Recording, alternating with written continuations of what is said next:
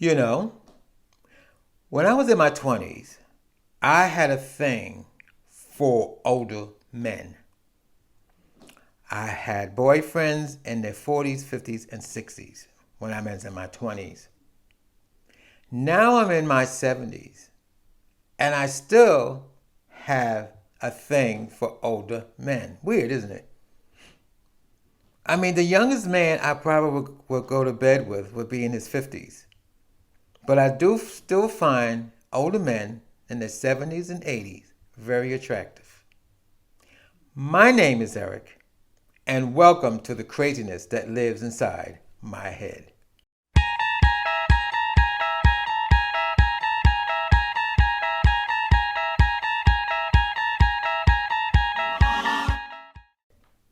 The name of this podcast is, I'm calling it I Loathe My Life. And there's a reason for it.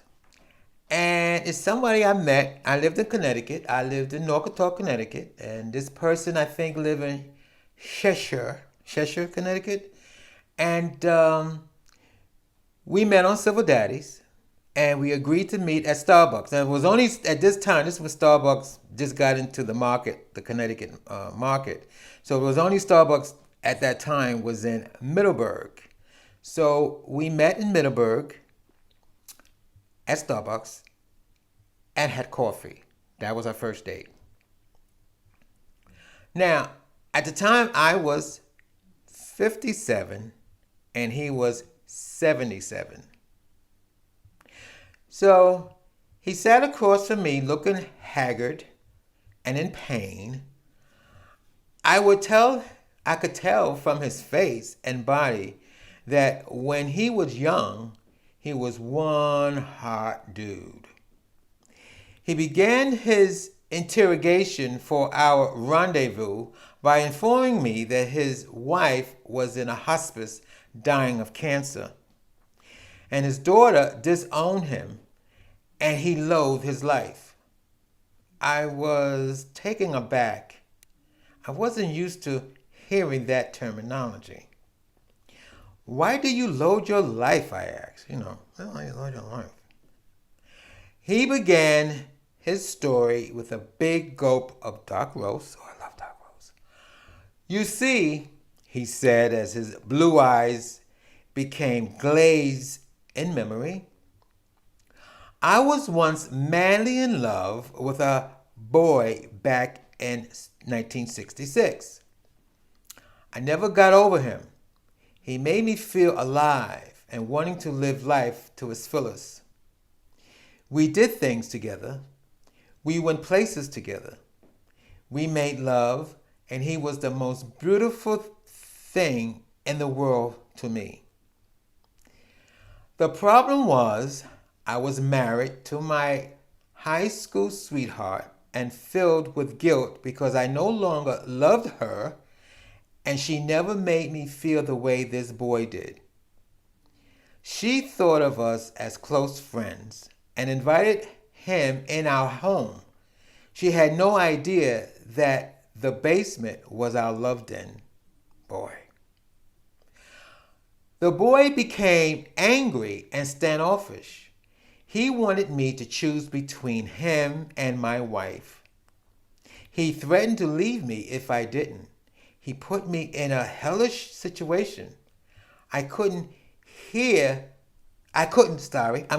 bear to hurt my wife like that, but he was my soulmate, and I had to be one with him. Damn. Then my wife informed me that she was pregnant, so there was no way I was leaving her. He left, and I haven't seen or heard from him since.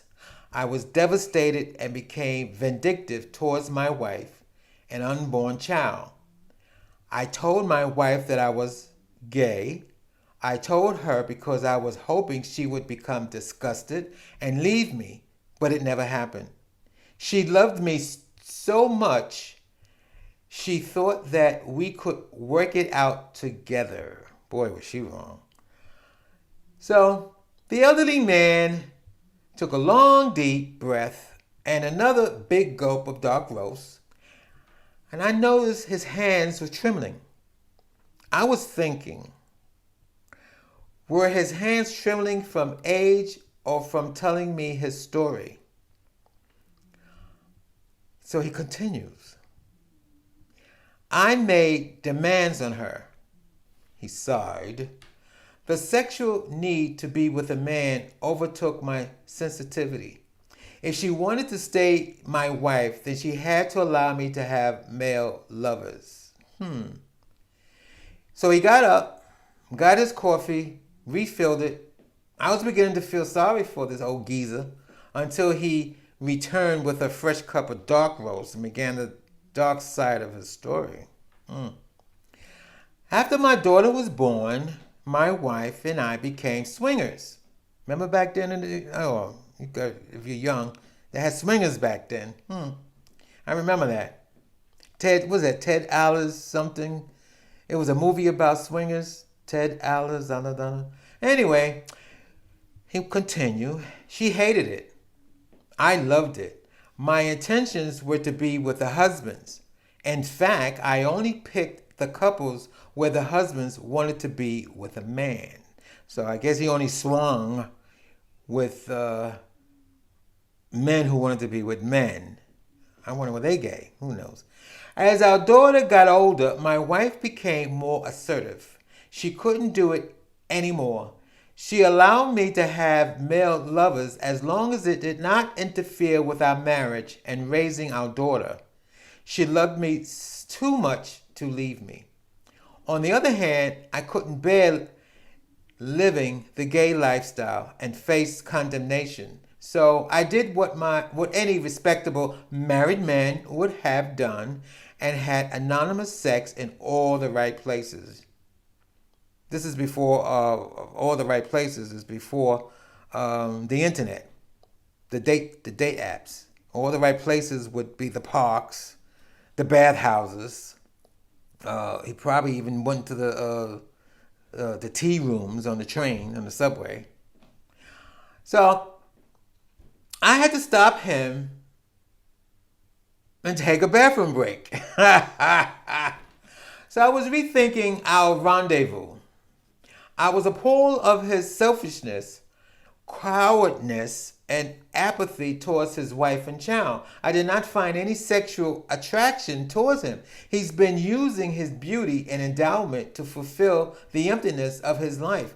I left that bathroom determined to let him down gently. I sure did. Because, he was actually turning me off. I was younger then. I was 57 years old. He's 77. I'm 70 now, so I don't know. If I met somebody now, I probably won't. You know how that goes. As I sat down, he smiled at me for the first time. His eyes twinkled with lust. I need to be with you today, he continued. I'm quite depressed. I wish my wife in the hospice. I visited my wife in the hospice today, and my daughter coldly acknowledged my existence. She was also visiting my wife. Need to be with you today. I need to come down from this depression. He held my hand, and I know he had to have, and I knew he had to have felt the coldness in them, but he held onto them anyway. I was cold. I was completely turned off. He was 77, so you could tell he was, at one point he was hot, but he wasn't hot that day, at 77. So he continue. He says to me, first off, I like my boys to be clean. Mind, I'm 57 years old, calling me a boy. So I will bathe you before we do anything. Okay, I said as I withdrew my hands from his grasp. I don't think so.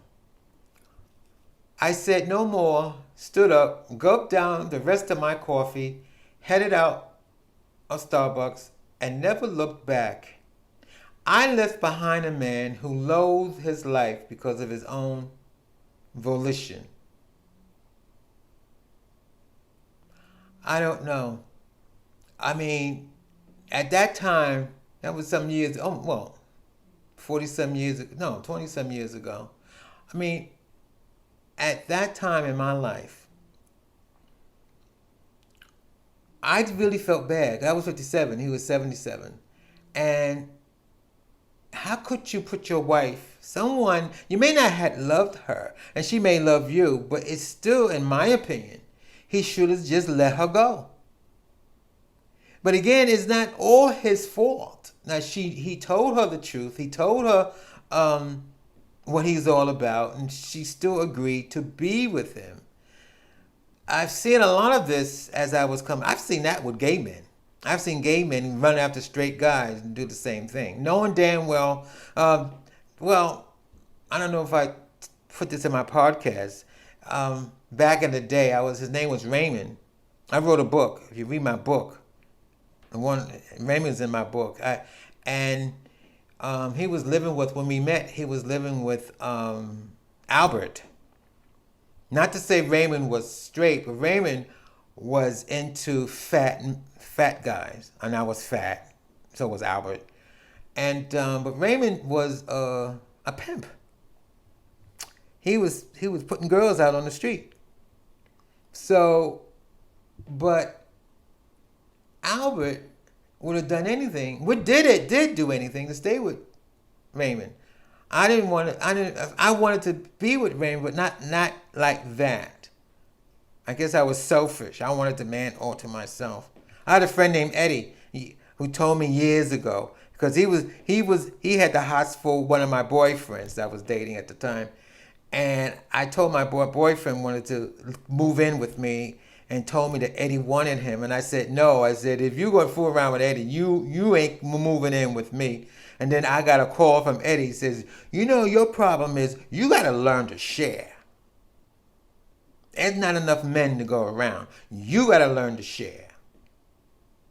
My name is Eric, and you have heard the craziness that lives inside my head.